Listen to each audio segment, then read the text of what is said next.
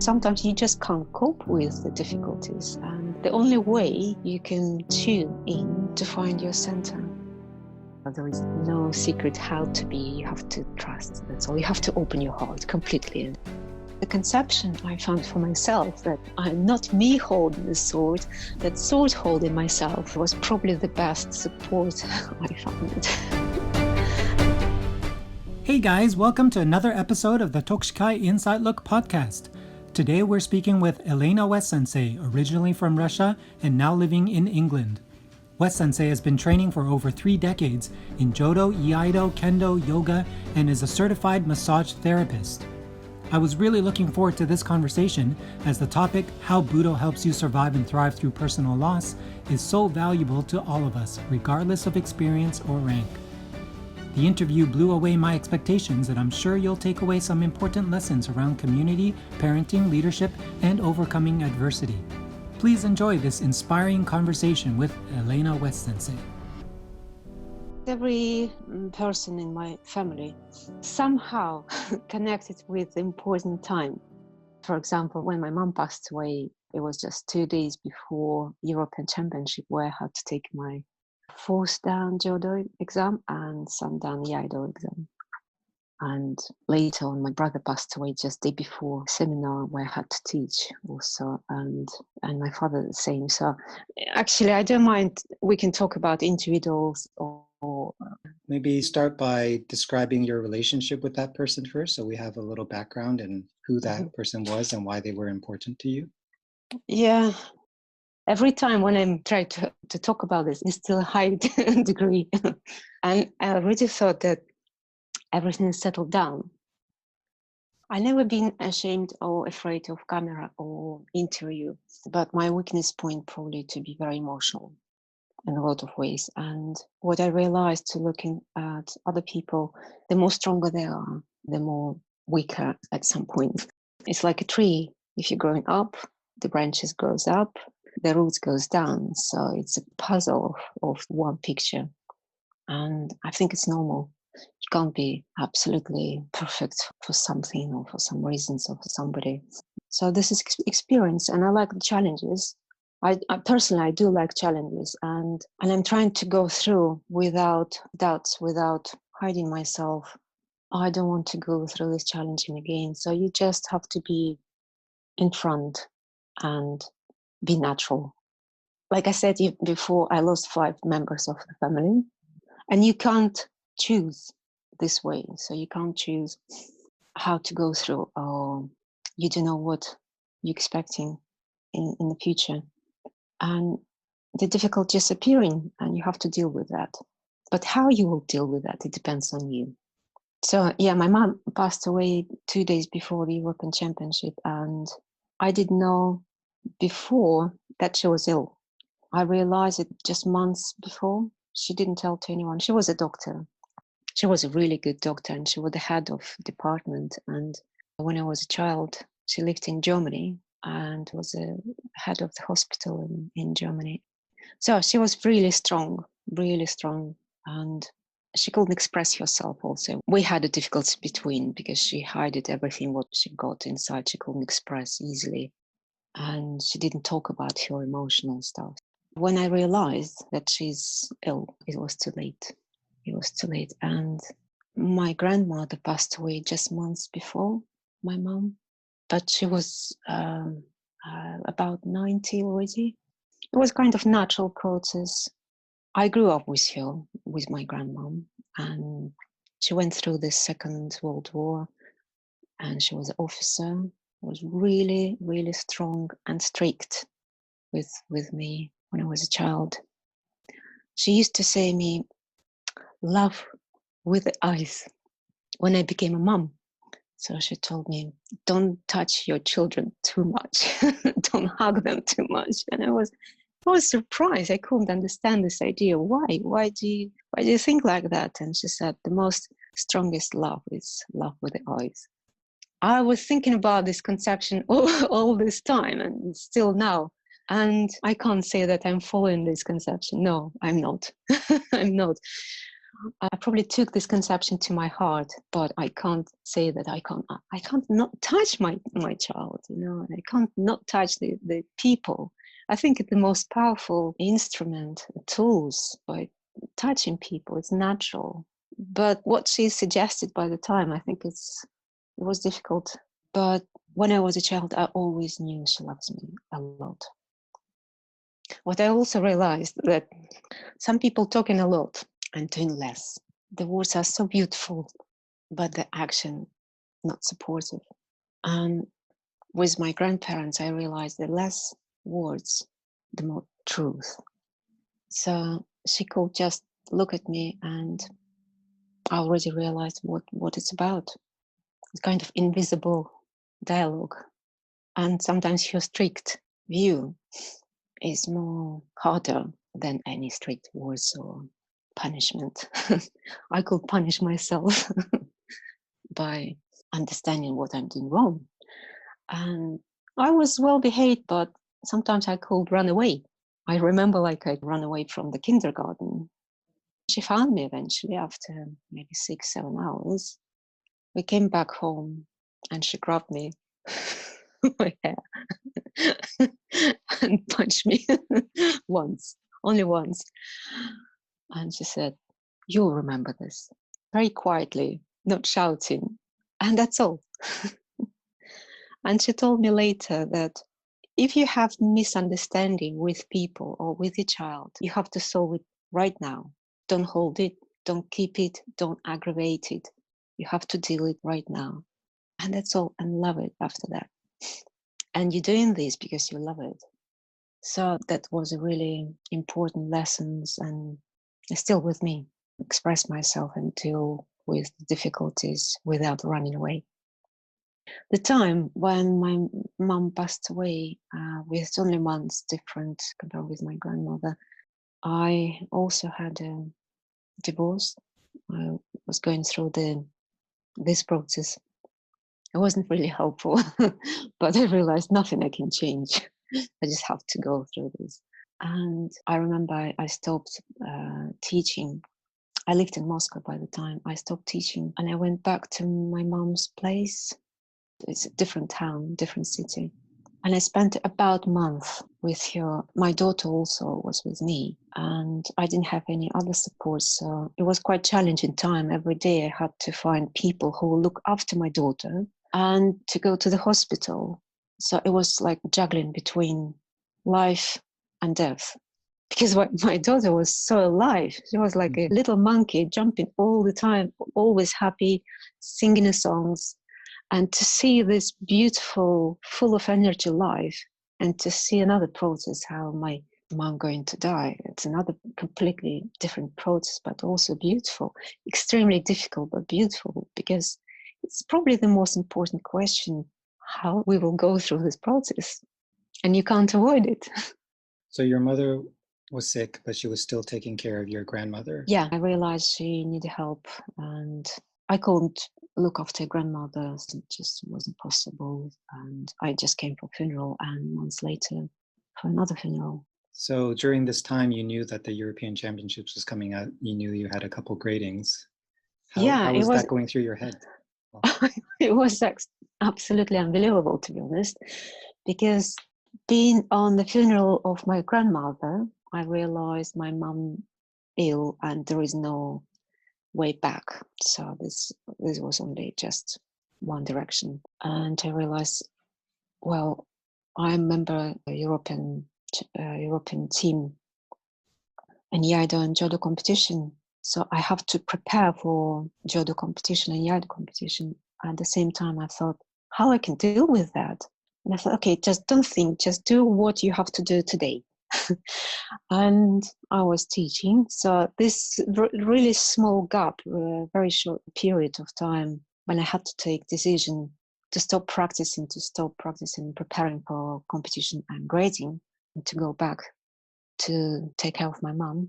But this short period, I was preparing and we applied for European Championship. And I thought, if everything is fine, it's mean with the time, because I realized I can't change anything. I have to go through this process, but another side.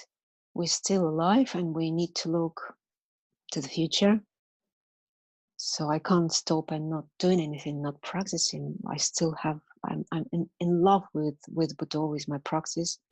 And I realized, no, I want to go to European Championship and challenge myself. And maybe it will be the best help to go through the difficulties.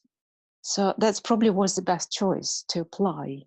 And I had to pay also. And I realized, I was aware that if I couldn't go, that means no one will give me money back to replace the financial situation also.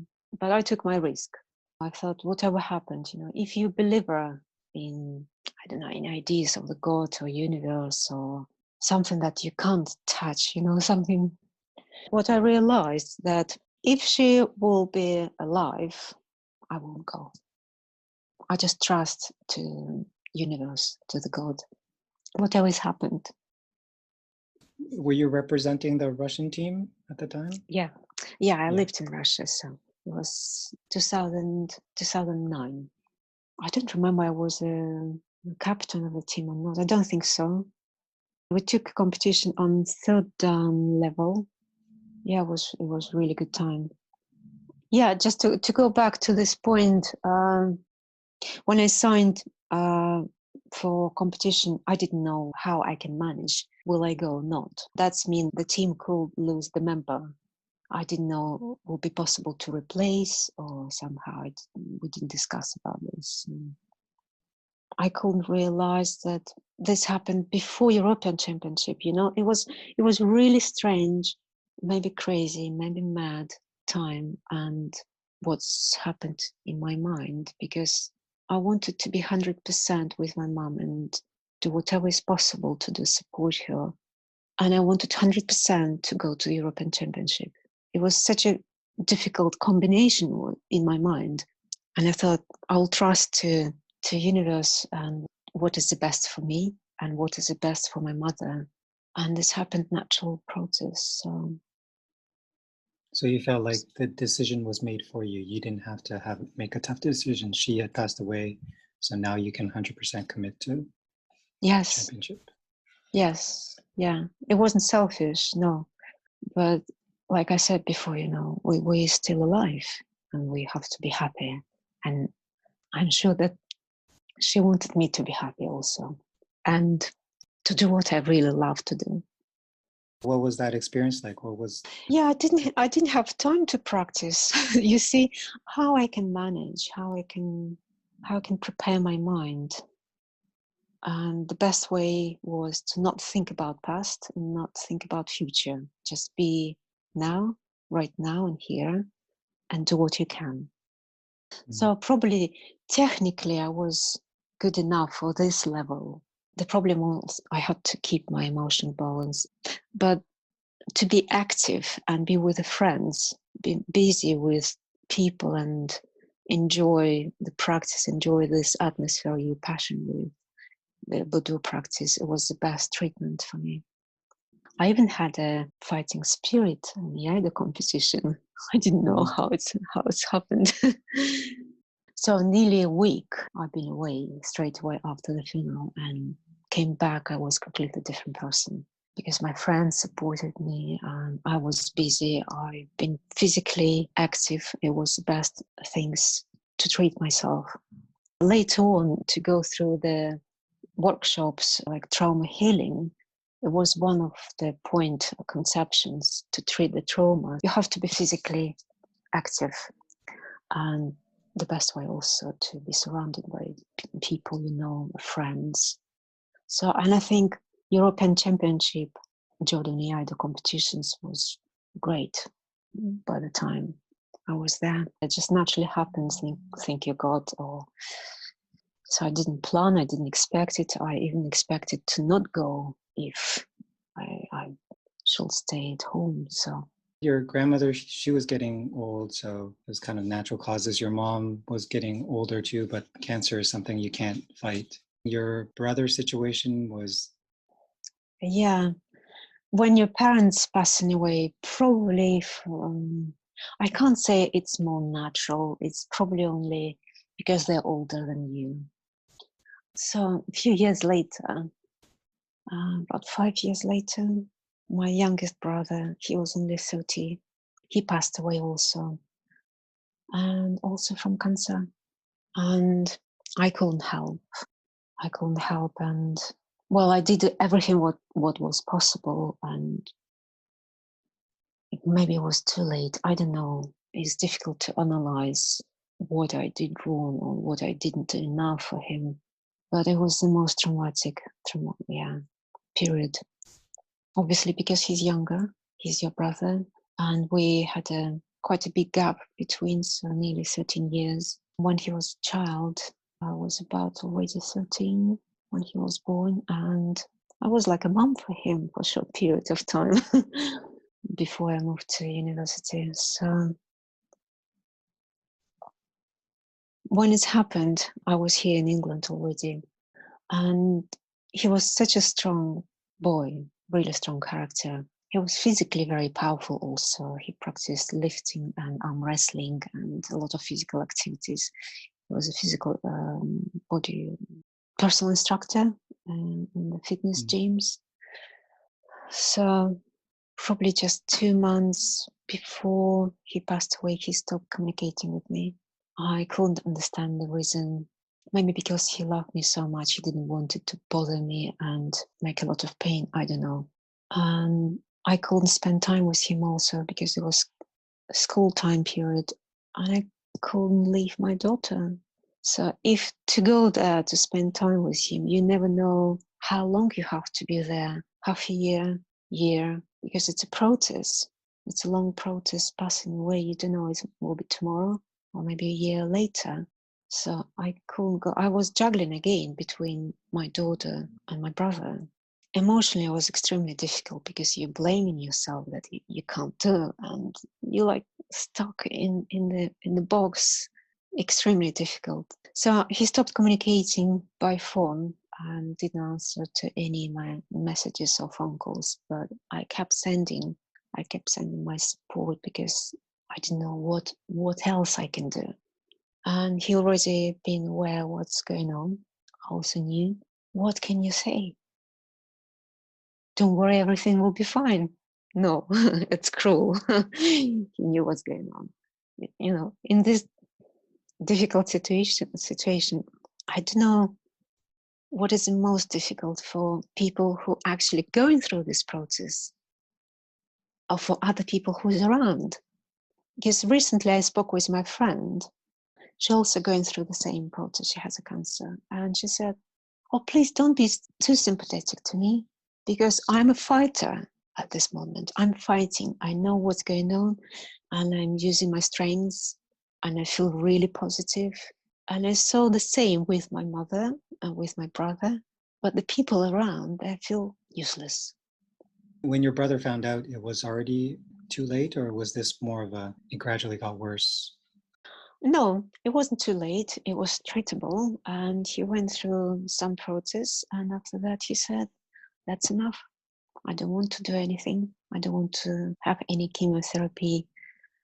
And that's enough for me. And he stopped taking treatments and no one could persuade him to do something else. So all of my efforts was just inappropriate. And all of this you were trying to do while you were in England. You were just calling him. Yes, yeah. I called to my brother. I called to my father, supporting my father also, and trying to explain to my father that he could help to brother. So it was like going on and on and on like a circle. But he just didn't accept any help, any advice, nothing.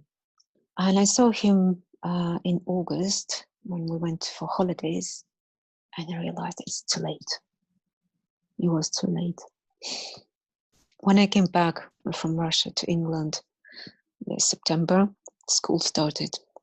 September and October, he passed away in October. And all this time, he didn't communicate with me. He didn't answer to my phone calls and messages, but I knew that he was reading my texts. And the only things I could send to him, follow the light, be on the light side, That's all. Nothing you can advise at this moment.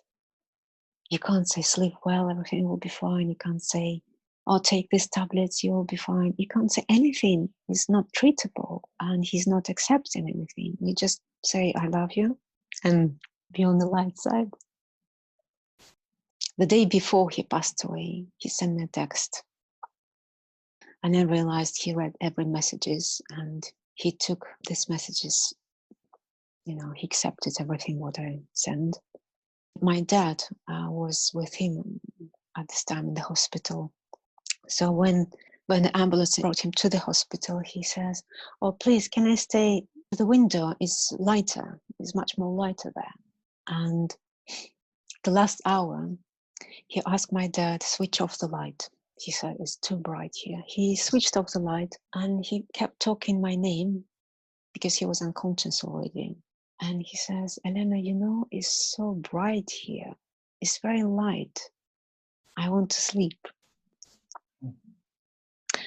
And he forgave everything to the people and to my dad also. And he passed away in a very peaceful way. And what I realized that he accepted my idea, my advice. I don't know how to say my message, probably the best way, my message, to follow the light side. That was the day before I had to teach the Jodo seminar next day. So you had gotten the call from your dad that he had just passed Yeah, away. we were in the restaurant in Italy. My husband was invited to teach Iaido seminar, and I thought, can I go with you just for 2 days? And when people realized that I will be in Italy, somebody wants to practice with me. And I said, oh, great. So we can practice Jodo a little bit. But it was about 24, 25 people. It wasn't official seminar, but still, when people waiting for you, it's a different responsibility. So it was day before. Yeah, next day I had to be positive and present myself, and of course not show any tears or difficulties or any personal issue or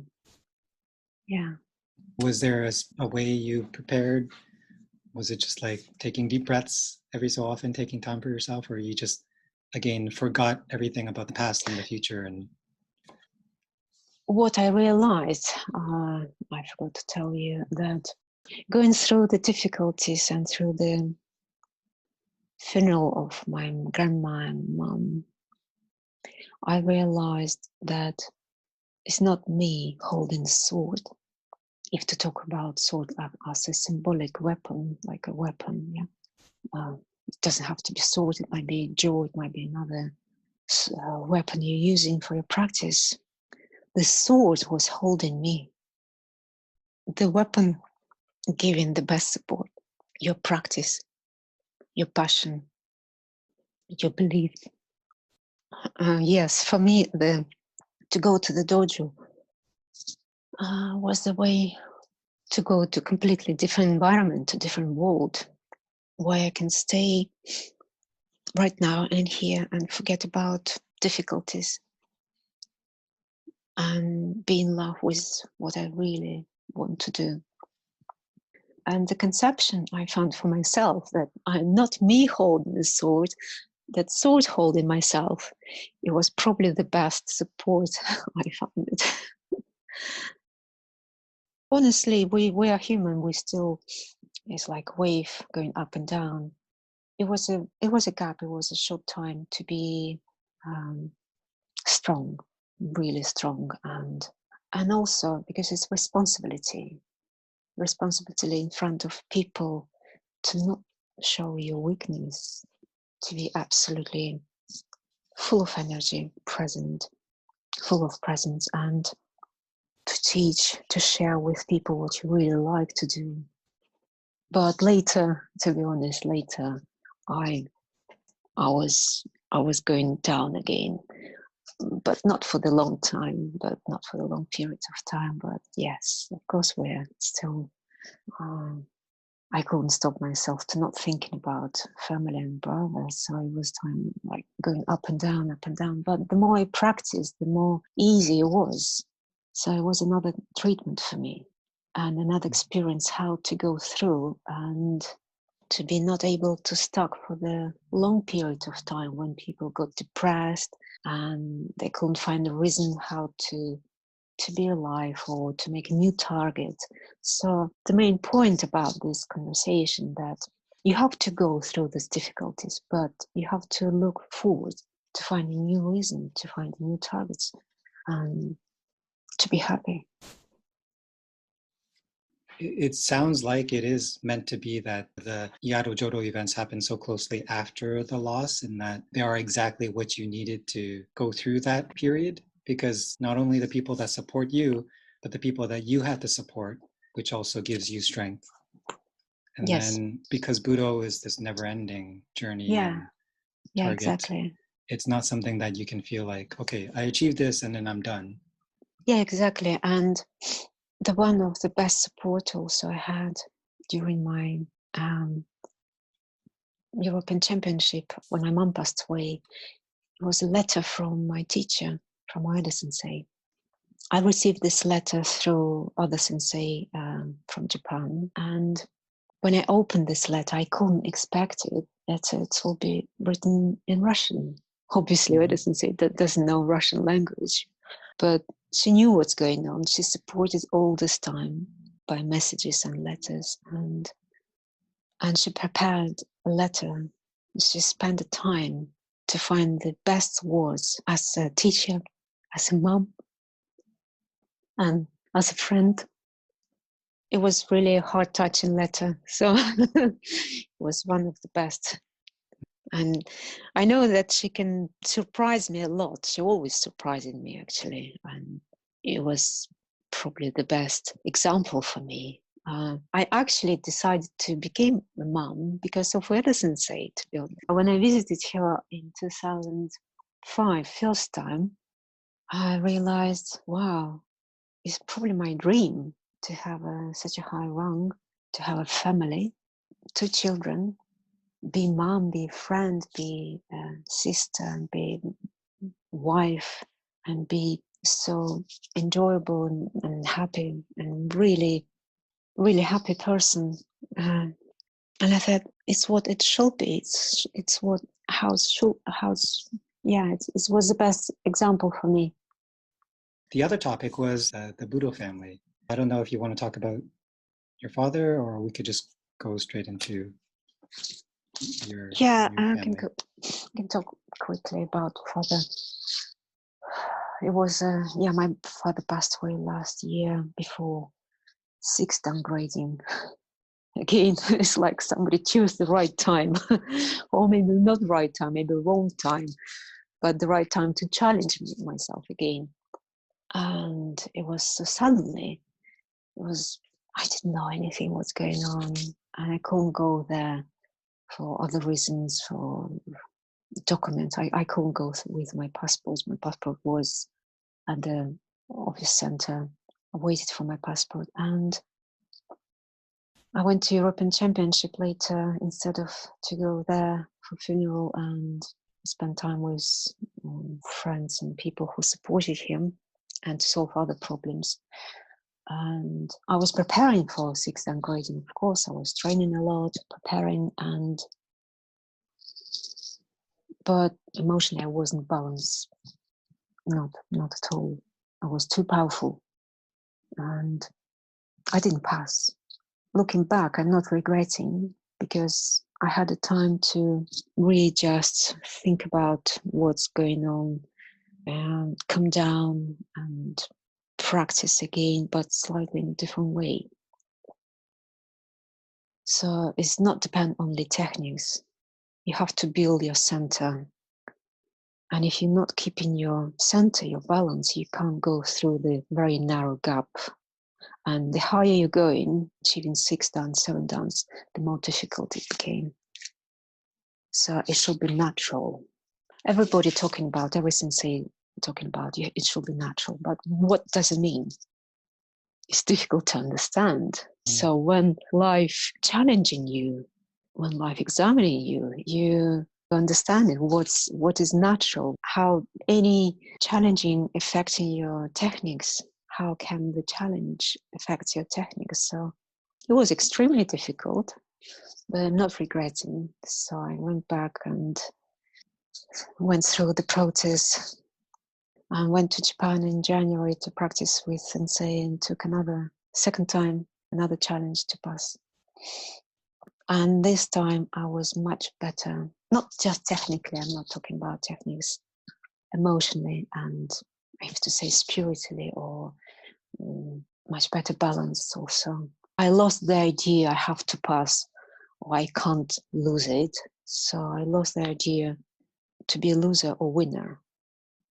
How did you come to that? It was just practicing, thinking. Did you get some No, advice? Did you have to? It just through these challenges, because sometimes you just can't cope with the difficulties, and the only way you can tune in to find your center, not only physical center. It's difficult to describe. You started talking about Ueda Sensei a lot, and I don't know too much about her, but it seems like you two have a pretty strong relationship. Very strong relationship. Yes, she's my family, and my daughter calling her like a oba-chan, like a grandmother, but she's too young for grandmother. How was that relationship built? Well, I met her in 2005, I got told you before, and I came to Japan for Kendo demonstration. And I found my Japanese friends, Japanese teachers, to find my Jodo teacher myself. And I didn't know who I will meet. It will be a woman or a man. I didn't know who will be there. So I just wanted to practice so much. I can say I'm in love with the Jodo. Absolutely. This is my number one love. So luckily I met Ueda Sensei, and the relationship became stronger and stronger during this time. While it's something that you hope to have between sensei and student, it's still pretty rare to really, I was talking to Peter about this too, like you have the deshi versus a regular student, like a dojo member. When did you feel you were becoming more of a straight student rather than just someone else that's practicing with Ueda Sensei? Quite soon. I can say straight away, probably. I just trust her straight away without any questions. And my intuition also, I felt from my heart, this is a person I want to practice with, I want to learn from. And that's all. It's so simple. It's really simple. Maybe for some people it's quite difficult, they're thinking about, they're analyzing. For me, it was really simple. It's what I feel. The answer is in your heart. I don't know how to explain this. And she had the same connection straight away, and she didn't hide it also. We became good friends, but in an appropriate relationship, of course, student and teacher, but like a family relationship also. And Ueda Sensei, she's very strict, and at the same time very kind, beautiful heart. When she's strict, it's better to say nothing and just to listen to her and trust, absolutely trust what she said. So there is no secret how to be. You have to trust. That's all. You have to open your heart completely and just give up. It's kind of like you were saying at the very beginning. These senseis have that dual nature too. They can be very kind, but they can also be very strict. So they grow both ways. Yes. Yeah. Yes. And she can hit you physically, and it will be really painful. You have to deal with that. You have to cope with that.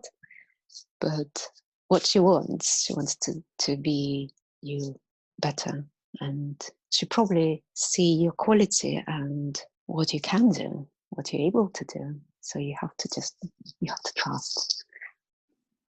I don't have to be strong there. I don't have to pretend. I don't have to be better. To try, if you want to take your challenge, this is I found every day. So if I can't do it, It doesn't mean I can't do it tomorrow. So I'll try it again, until I will get it. Not only physically, not only technical, not talking only about techniques, about some conceptions which affect in your techniques also. Without understanding what you're doing, it's difficult to achieve. So to be open, it's mean to trust your teacher, to be relaxed, to be natural, to not hide your weakness, to be in front of your good and bad point of your character, and to realize what you have to change. Probably the most important things I find for myself is to be flexible, to be lighter. Yeah. I think that's a great place to finish this and wrap it up. Thank you so much. This was amazing. Thank you. There's Sorry so to many- be so emotional. You're giving a great example for others that when there are things that are important to us, being human means to have emotions and to show them, and that creates the connection. Thank you. Probably the main point I want to say, it's like conception to hold your sword, and not you holding the weapons, the weapon holding you. This is a trust between, connection between. I found this is my conception. I don't find any other words. It's not religious, no. Yeah, it's probably just an idea and foundation maybe I found for myself, which always supporting. It's so important in this time where everyone feels like they're losing control and they have to be the strong one, but you can let go when you go to the practice. Yeah.